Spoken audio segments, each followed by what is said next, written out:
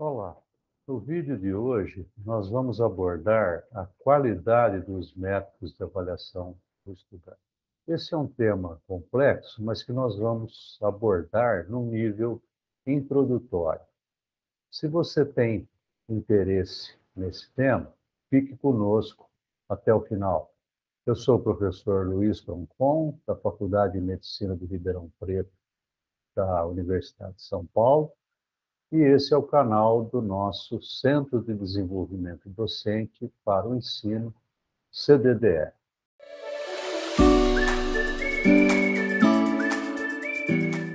Nós vamos começar definindo o que é qualidade. O primeiro conceito é a ausência de imperfeições, que acontece quando a gente admira uma obra como o Davi de Michelangelo. Mas para a maior parte das coisas feitas pelos homens comuns, nós precisamos de outras definições, de outros conceitos. Por exemplo, né, algo de boa qualidade é aquilo que se faz de forma que as vantagens superem as desvantagens ou as limitações.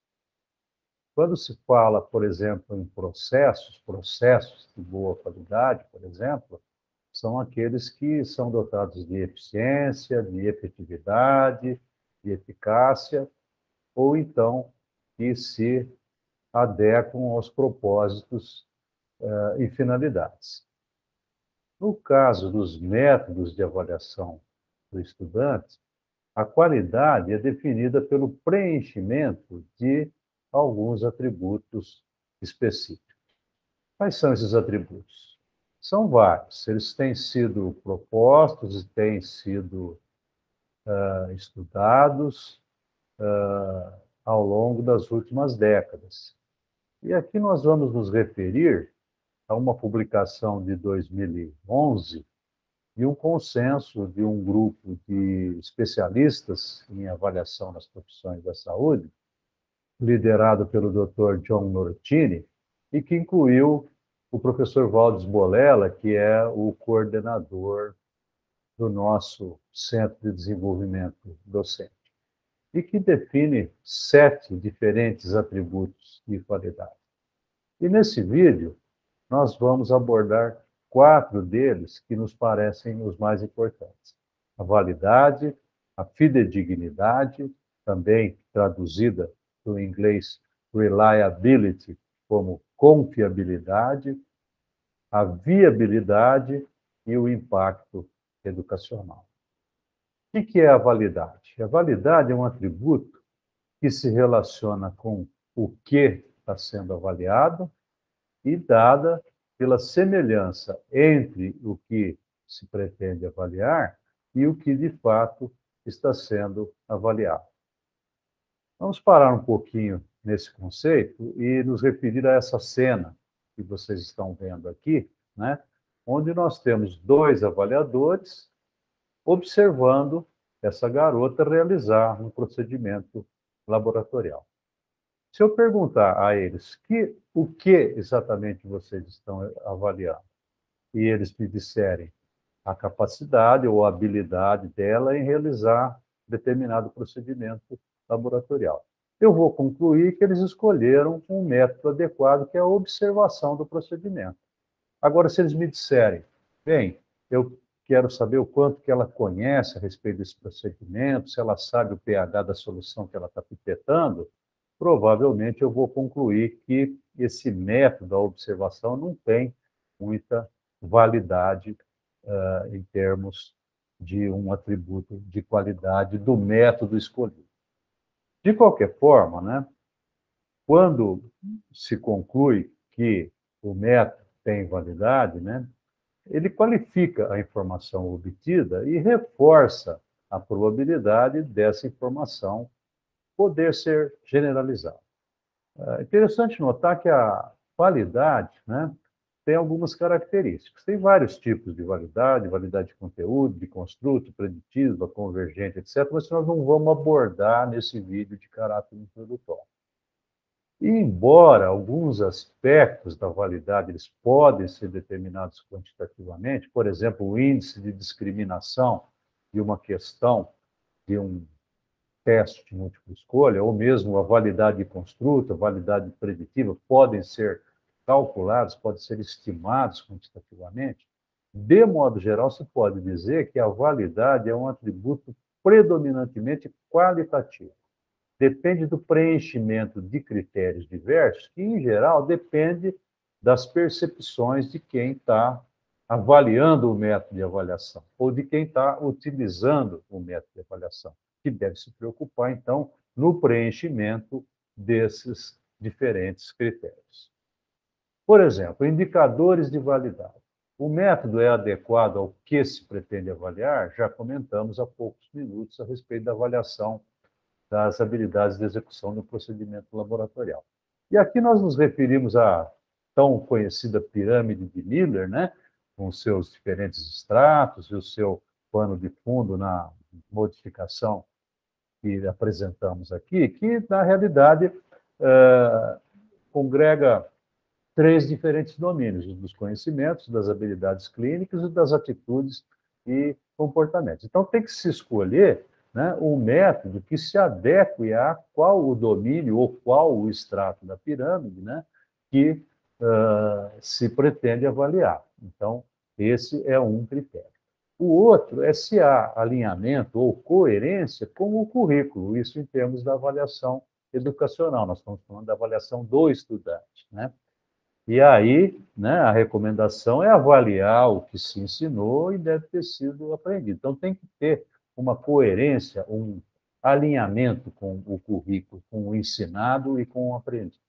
A outra coisa é um ajuste adequado da complexidade, né? Isso é uma coisa que diz respeito tanto ao currículo como à avaliação. Quer dizer, é um ingrediente que está nas duas partes. Mas, às vezes, isso se perde um pouco e somente na hora da avaliação que nós vamos nos preocupar com complexidade, com dificuldade, né? E isso é um critério importante.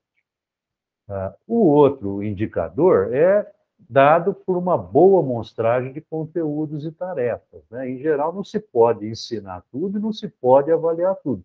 Tem que se fazer uma amostragem, né, de conteúdos, se é uma prova que vai mais para os conhecimentos, e de tarefas, se é mais uma prova que vai mais para as habilidades, né? E quanto maior o número de questões ou de situações práticas de avaliação que se consegue compor, né, melhor é essa amostragem e maior a probabilidade desse critério de validade ser preenchido. A outra coisa bastante importante é a clareza da redação e clareza da linguagem nas instruções para o cumprimento das tarefas, nos enunciados das questões, na formulação das alternativas. Não é incomum você verificar na prática, né, que se formula uma determinada questão e os estudantes respondem outra coisa. Por quê? Porque tem algum problema na redação que faz com que eles entendam de uma forma diferente. Isso é um problema de validade, né? E, por fim, não menos importante, as condições de avaliação têm que ser adequadas, tem que ser dado o tempo adequado para o cumprimento da tarefa, para a resposta às questões, não pode ser uma situação excessivamente estressante, porque isso tira o estudante das condições habituais em que ele desempenha, né? Então, é um conjunto de coisas, né, que são critérios de validade. E a fidedignidade, ou confiabilidade, como nós dissemos, né? É um atributo que se relaciona com o como avaliar e que expressa precisão das medidas, dá consistência dos resultados e permite inferir sobre a reprodutibilidade dos dados obtidos. Diferentemente da validade, a fidedignidade, ou confiabilidade, é um atributo essencialmente quantitativo e é possível calcular índices de fidedignidade após a execução da avaliação ou da prova ou do exame. Tem vários métodos, indicadores, coeficientes de consistência interna, medidas de variabilidade, medidas correlacionais, combinação desses parâmetros, mas isso também foge ao nosso nível introdutório dessa apresentação. O que determina a fidedignidade? Ou, em outras palavras, né, ao planejar uma avaliação, como que nós podemos operar no sentido de ter maior probabilidade de ter alta fidedignidade? Em primeiro lugar, número adequado de questões e de situações práticas, de novo. E aqui a relação é bem direta. Quanto maior o número de questões ou maior número de situações de avaliação prática, maior será o índice de fidedignidade. A outra coisa, padronização das condições do exame, quando estamos falando com um grupo de estudantes, né, de forma a diminuir a variabilidade dos resultados dada por diferenças nas condições do exame. Nas provas práticas, né, protocolos e fichas de observação bem elaborados, avaliadores bem treinados, né, e nas provas escritas, critérios de correção bem formulados e previamente estabelecidos.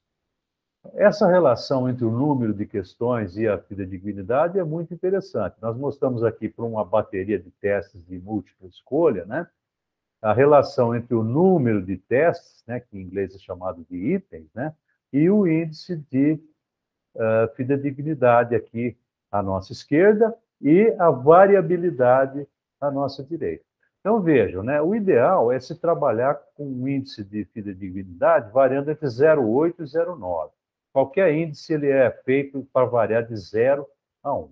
E se observa aqui, né, para uma bateria de testes de múltipla escolha, que se obtém um índice bem bom em torno de 100 questões. Se aumenta um pouquinho mais, vai para 110, 120, aumenta um pouquinho. Mas não adianta aumentar muito para 200, 300, 400 testes, que você está num patamar. E isso explica por que a maioria dos exames, concursos, exame vestibular, exames de graduação, etc., né, eles funcionam, que utilizem os testes de múltipla escolha, evidentemente, com 100, 120 questões. Né? E da mesma forma, né, a variabilidade aqui dos resultados, aqui expresso no erro padrão da média, né, também ele é bem pequena, em torno de 100, 120 testes. E à medida que se vai aumentando, vai diminuindo, embora não muito. Né? Então, é interessante para vocês verem essa relação bem direta entre o número de questões e a fidedignidade ou confiabilidade. E por ser um índice possível de se obter, né, quantitativamente, né, é possível também avaliar comparativamente quais são os índices de fidedignidade de diferentes tipos de exame para o mesmo conjunto de estudantes examinados nas mesmas condições. Aqui a padronização é em 4 horas de exame, né? Onde se vê que o método que se consegue mais, né, por poder ter um número alto de questões, por questões ligadas à correção, são os testes de múltipla escolha, aqui chamado MCQ, né? Multiple Choice Questions. Né? E o menor, né, que tem várias coisas para influir, né, são as provas orais. Apenas para ilustrar, né, como que funciona a utilidade, né, aplicabilidade do cálculo do índice de fidedignidade. E essa figura ela ilustra, né, algumas situações que às vezes a gente tem presente quando se vai avaliar os resultados das avaliações de um programa, de um curso, de uma disciplina, de um módulo, né, onde às vezes você vê uma situação onde você tem resultados assim muito distantes de um exame para outro, de uma avaliação para outra, e quando você examina mais perto, você vê que os resultados estão, os exames, as provas, as avaliações estão distantes do que seria o adequado de proximidade com os objetivos de aprendizagem. Né? Então, você pode concluir que avaliação não confiável e sem validade.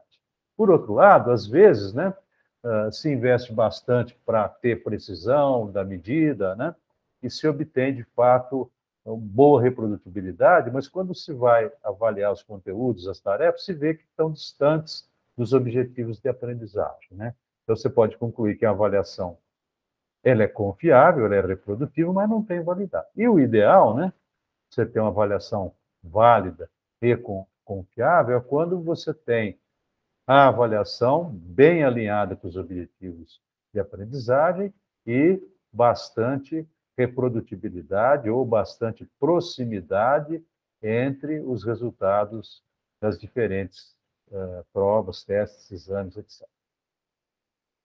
Uma palavra de atenção ou de cautela, né, que a validade e a fidedignidade, eles são atributos que são relativos. Eles dependem do contexto, dependem das condições de utilização de um dado método de avaliação e dependem também um pouco do conjunto de estudantes que estão sendo avaliados, tanto o número de estudantes como as características desses estudantes, como foi o percurso deles durante o processo de ensino e aprendizagem, né? E essa relatividade, ela implica que não existe método que seja intrinsecamente válido ou fidedigno, né? Depende dessas coisas que nós colocamos aqui. A outra palavra de cautela ou de alerta, né, que a validade e a fidedignidade, ela tem uma importância que é relativa. Porém, a validade, o que se está avaliando, ela é essencial em qualquer tipo de avaliação. Qualquer tipo de avaliação, seja ela formativa, seja ela somativa, ou seja ela informativa ou diagnóstica, que é aquela que dá informações sobre o processo de ensino e aprendizagem. Por quê?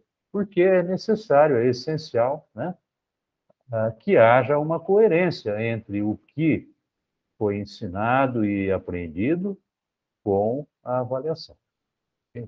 Por outro lado, a fidedignidade ou confiabilidade, ela é essencial nas avaliações que são somativas ou naquelas que são informativas ou diagnósticas, que são finalidades de avaliação que implicam numa tomada de decisão. E para você tomar uma decisão, você precisa ter dados que são confiáveis, né? Dados que são reprodutíveis, uma avaliação que seja acurada. E por isso que a fidedignidade é especialmente importante nesse tipo de avaliação. Há ainda dois outros atributos, rapidamente. Um é a viabilidade ou factibilidade, que é definida pela adequação entre o que é necessário para a utilização do método de avaliação e os recursos que se dispõem. Recursos materiais, recursos humanos, tempo disponível, o esforço que será necessário para colocar esse método em funcionamento e assim por diante, né? Às vezes, para se obter alta validade e alta fidedignidade, tem que se investir muito. Mas, às vezes, você pode ter validade e fidedignidade sem precisar investir muito. Vamos ver essa cena aqui, né, que é simplesmente a avaliação da habilidade de um estudante de medicina fazer uma intubação endotraqueal, que é uma habilidade importante para eles aprenderem, né? Muito bem, aqui foi montado uma simulação de alta fidelidade, de alta autenticidade, né, nesse centro cirúrgico aqui, simulado, né? Mas que não é absolutamente necessário, né? E difícil você obter condições de viabilidade ou factibilidade para fazer essa cena com vários auxiliares, com dois avaliadores e assim por diante, né? Então, esse é um exemplo, né, de que às vezes você precisa fazer isso e às vezes você não consegue porque não tem factibilidade, você não tem os recursos para fazer isso. Então, é um atributo também importante. E o último, mas não menos importante, é o impacto educacional, que é um atributo que pode ser exercitado de diferentes maneiras, né? E aqui eu exemplifico com essa cena, né, que é claramente uma prova, um exame de conhecimentos para um número muito grande de candidatos. Provavelmente, né, esse exame, essa prova, a aplicação desse método, ela preencherá os critérios de validade e de fidedignidade. Mas pode ser que esse tipo de escolha de método de avaliação, ele vai ressaltar para a comunidade educacional alguma coisa que talvez não seja o mais importante, né? E isso nós vemos com o vestibular, vemos com concursos de residência, onde uma ênfase excessiva na avaliação de conhecimentos, porque é viável, é válido, é fidedigno, passa a mensagem que o importante é só o conhecimento. A habilidade não tem importância, atitudes e comportamentos não têm importância. Então, isso seria um exemplo de impacto educacional negativo. Outras coisas relacionadas com o impacto educacional, né? Por exemplo, se o método for adequado para se praticar a avaliação formativa, para se dar uma devolutiva para o estudante, aumenta o impacto educacional. Às vezes, né, seja uma avaliação de conhecimento, seja uma avaliação de habilidades, você pode formatar de modo que os estudantes aprendam durante a avaliação. E nas provas práticas, né, você pode propor as tarefas de modo que a aplicação daquele método auxilie o estudante, o avaliando, na integração de conhecimentos e habilidades. E do ponto de vista institucional, né, é interessante você usar estrategicamente a avaliação, né, de modo a motivar e a encorajar os estudantes ao aprimoramento, né? Isso é uma utilização que dá um impacto educacional positivo. Se você utiliza, né, o professor ou a instituição para amedrontar, para ameaçar, você está tendo impacto educacional negativo, certamente, né? Bem, eu termino com 3 considerações finais, que eu espero resumam o que foi tratado nos minutos precedentes, né? A primeira delas é que a qualidade, então, a qualidade de um método de avaliação do estudante, ela é dada principalmente por seus atributos de validade, fidedignidade, viabilidade e impacto educacional. Lembrar que a validade é essencial em qualquer avaliação, enquanto a fidedignidade ela é crítica nas avaliações de finalidade somativa ou informativa, ou seja, aquelas que se tomam decisões a partir dos resultados da avaliação. E, por fim, né, esses atributos eles são determinados por fatores diversos e, portanto, eles dependem das condições de utilização dos métodos, não são intrínsecos aos métodos. Era isso que eu tinha para hoje. Agradeço a todos pela atenção. Espero que tenham gostado. Se gostaram, por favor, se manifestem. Fiquem à vontade também para fazer os seus comentários. E, se ainda não são inscritos no nosso canal do CDDE, da Faculdade de Medicina de Ribeirão Preto, por favor, se inscrevam, que assim vocês vão ter acesso a conteúdos interessantes de temas importantes da educação nas profissões da saúde. Muito obrigado e até a próxima.